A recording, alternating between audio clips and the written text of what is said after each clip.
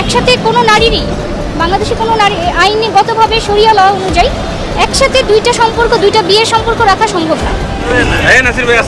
তামিমা তার আগের স্বামীকে তালাক না দিয়েই ক্রিকেটার নাসিরকে বিয়ে করেছেন বলে অভিযোগ ওঠে। তবে আইনগতভাবে বিচ্ছেদের আগেই নতুন করে বিয়ে করার অভিযোগ অস্বীকার করে আদালতে সাফাই সাক্ষ্য দিয়েছেন তামিমা। সোমবার ঢাকার চিফ মেট্রোপলিটন ম্যাজিস্ট্রেট আদালতে নিজেদের নিরপরাধ দাবি করে ন্যায় বিচারও চেয়েছেন তিনি।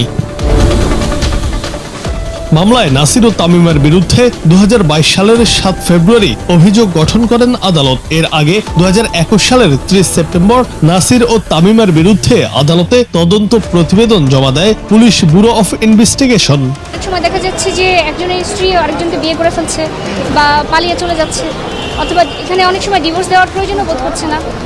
কিন্তু এখানে ছেলেদের ক্ষেত্রে আইনটা হচ্ছে যদি তিনি দ্বিতীয় বিবাহ করেন আরবিট্রেশন কাউন্সিলের অনুমতি ছাড়া, তাহলে তার সাজা হবে, কিন্তু তার বিয়েটা বৈধ। কিন্তু নারীদের ক্ষেত্রে এরকম কোনো বৈধতার সুযোগ নাই। একজন নারীকে বিয়ে করতে হলে হয় তার হাজবেন্ডকে ডিভোর্স দিতে হবে, অথবা তার হাজবেন্ড যদি মারা যান, অর্থাৎ স্বামী মারা গেলে তিনি দ্বিতীয় বিয়ে করতে পারবেন, অথবা ডিভোর্স দিয়ে উনি দ্বিতীয় বিয়ে করতে পারবেন, একজন মুসলিম নারী। কিন্তু একসাথে আসলে একসাথে কোনো নারীরই বাংলাদেশে কোনো নারী আইনগতভাবে শরিয়া ল অনুযায়ী একসাথে দুইটা সম্পর্ক, দুইটা বিয়ের সম্পর্ক রাখা সম্ভব না।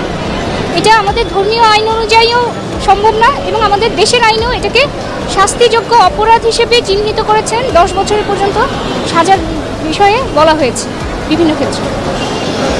আমাদের এই মামলাটা 2021 সালে ফেব্রুয়ারি মাসে আমরা মামলাটা দায়ের করি।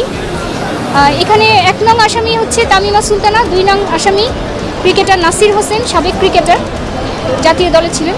তো এখানে বাদী রাকিব হাসানের অভিযোগ যে তিনি তাকে কোনো রকম ডিভোর্স না দিয়ে তার স্ত্রীকে নাসির হোসেন প্রলুব্ধ করে নিয়ে যান, এবং এই অভিযোগ তিনি তোলেন। এই অভিযোগে মামলাটি ইনিশিয়েট হয় এবং তাদের ব্যাপারে 494, অর্থাৎ যেখানে হচ্ছে গিয়ে ডিভোর্স না দিয়ে বিয়ে।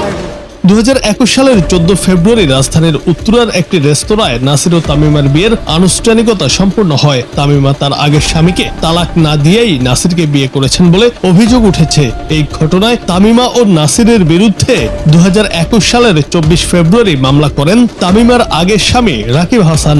পিবিআই দেখতে পায় যে যেই ডকুমেন্টগুলি দিয়ে তিনি ডিভোর্স দাবি করছেন, অর্থাৎ যেই ডাকযোগে রেজিস্ট্রিগুলো দিয়ে দাবি করছেন যে তিনি ডিভোর্স লেটার রাকিব হাসানকে পাঠিয়েছেন, চেয়ারম্যানকে পাঠিয়েছেন, সেগুলি আসলে জালিয়াতির মাধ্যমে তৈরি করা।